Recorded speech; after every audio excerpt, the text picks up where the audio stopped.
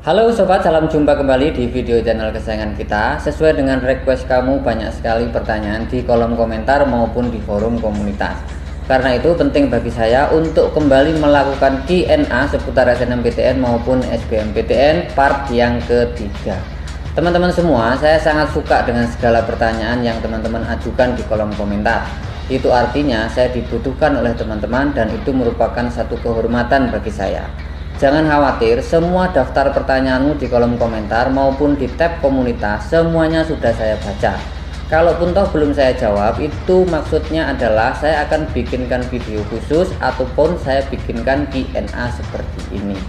Jadi buat teman-teman semua yang ingin mengajukan pertanyaan di kolom komentar, jangan ragu-ragu untuk menuliskannya. Buat teman-teman yang baru aja nonton, channel saya ini adalah channel seputar persiapan memasuki jenjang kuliah, terutama masuk perguruan tinggi negeri. Jadi jika kamu semua tertarik dengan video channel saya ini, langsung aja silahkan subscribe.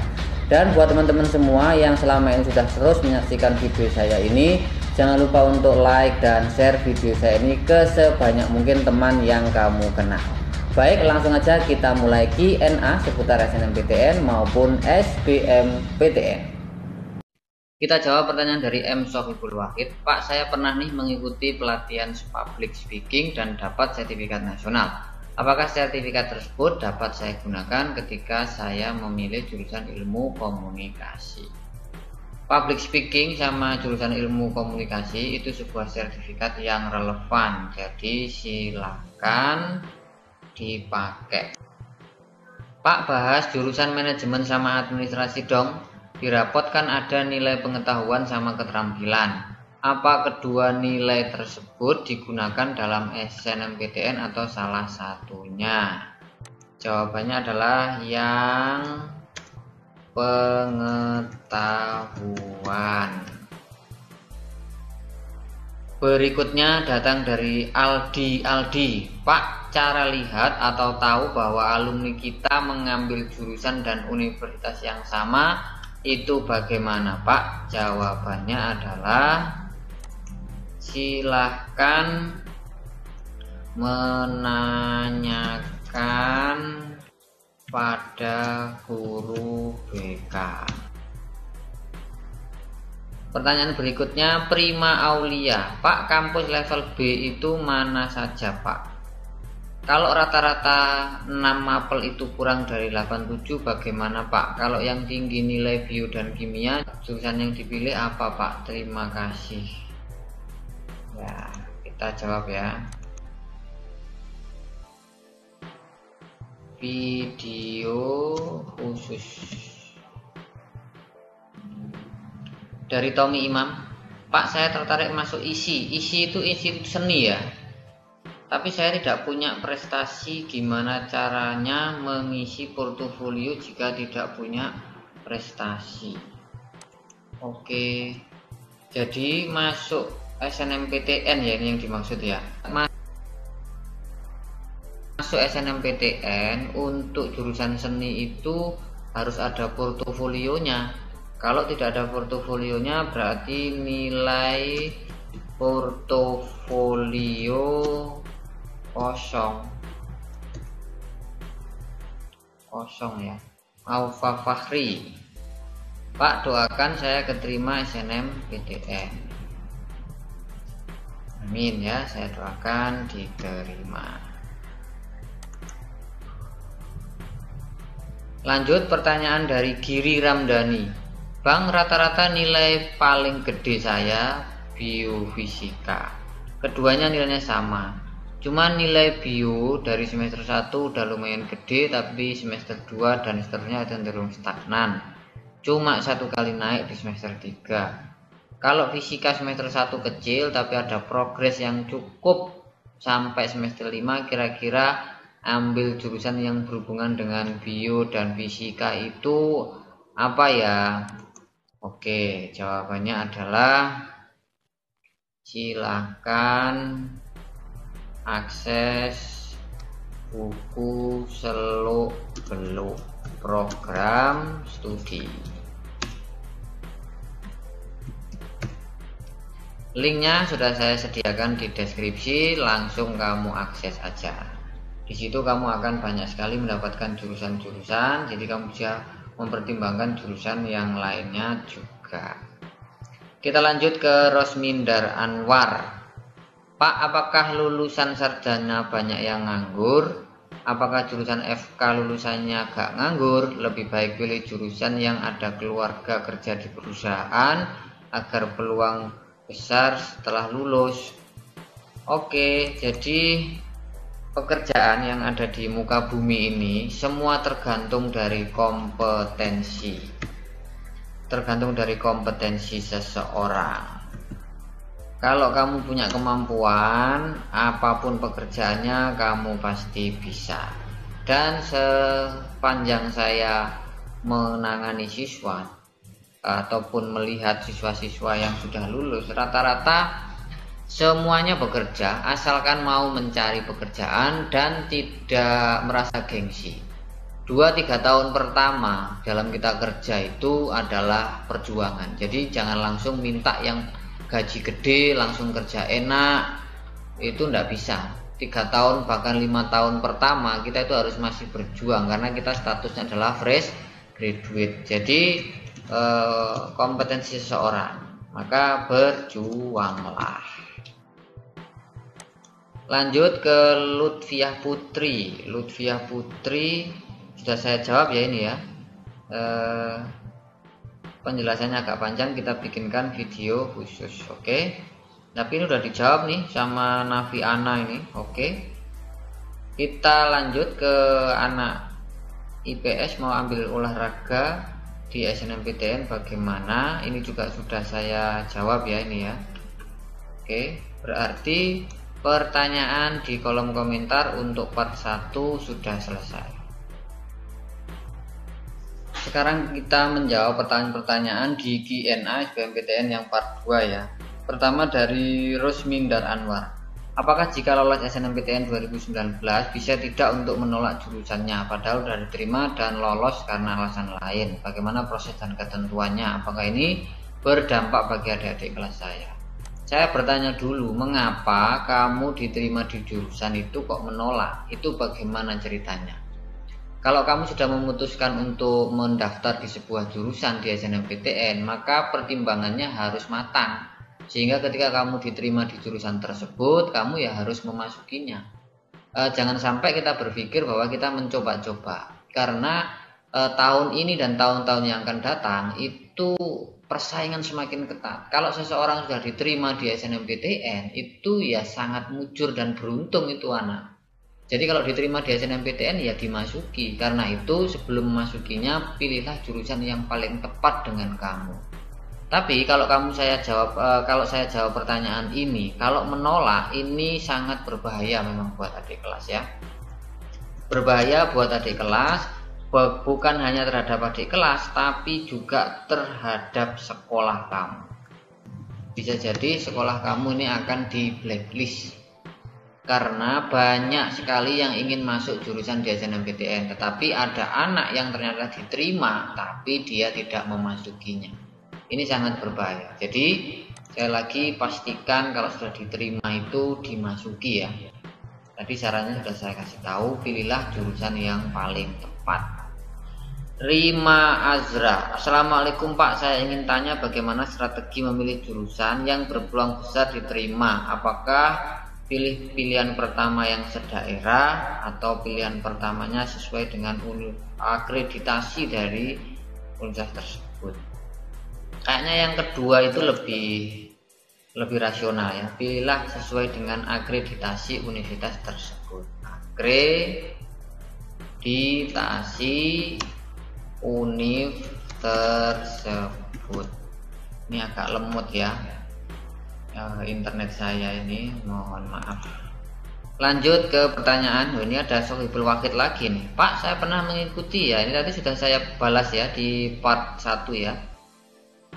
Mas, ya dek, saya dari SMK tapi saya kuat mata pelajaran fisika, kimia, matematika walaupun tidak diajarin di sekolah. Wah, ini hebat banget nih ya. Tapi bisakah pada saat kuliah saya ambil jurusan matematika?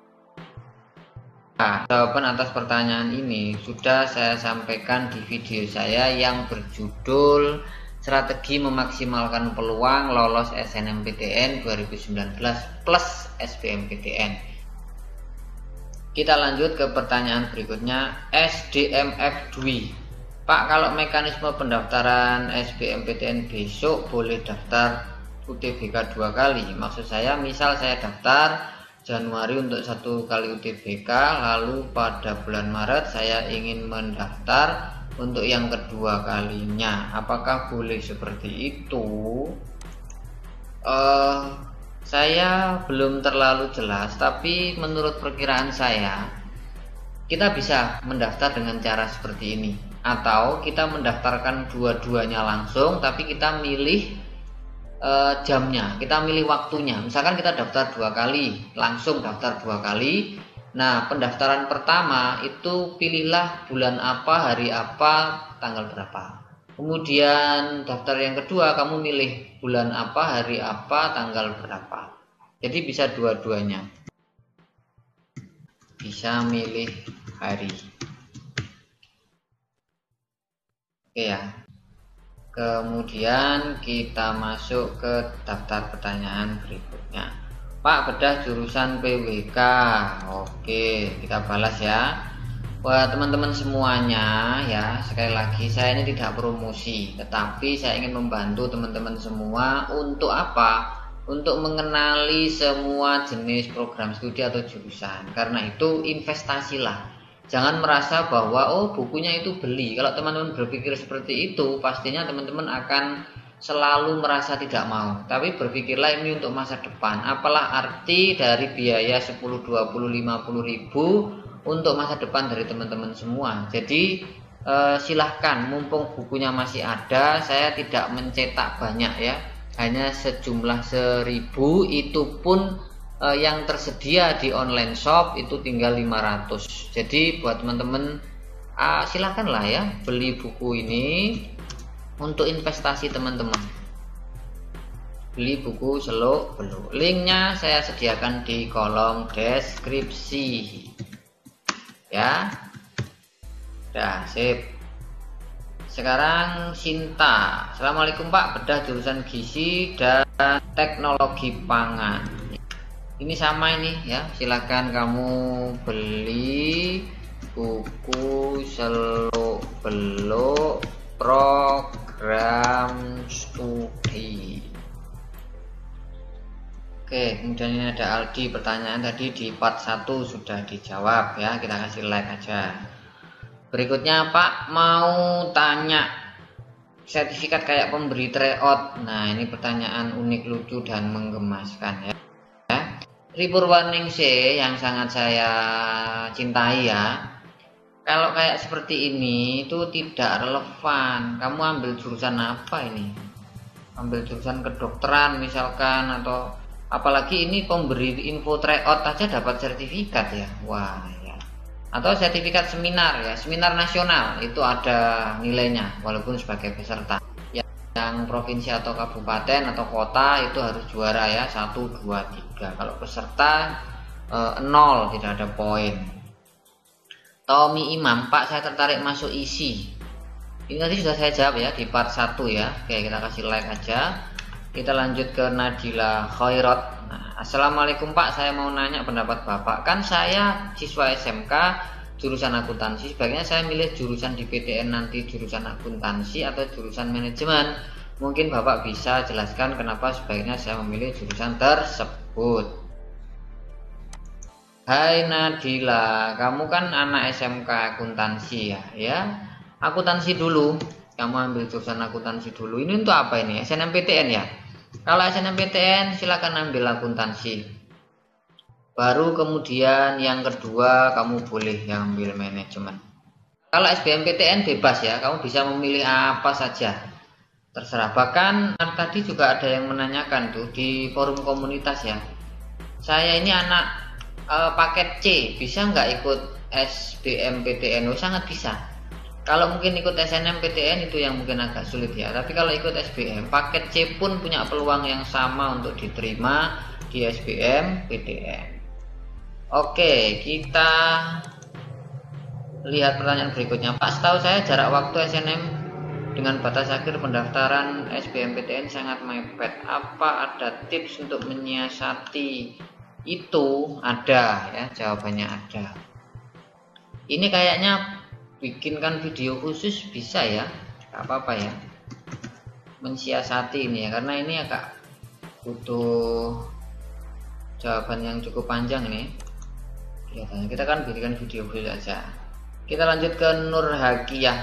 Assalamualaikum Pak, mau tanya, saya kan SMK jurusan keperawatan. Nah, kalau saya ambil psikologi saintek lewat SNMPTN Pak, kira-kira peluangnya bagaimana? Wow, psikologi saintek ya. Kamu silahkan lihat video saya, judulnya Peluang Anak SMK Lolos SNMPTN SBMPTN. Misalnya saya mau ambil jurusan matematika murni di SNMPTN, nilai rapot yang dipakai itu matematika minat sama matematika umum ya. SNMPTN itu memakai matematika peminatan. Video 41 sudah menjelaskan tentang ini.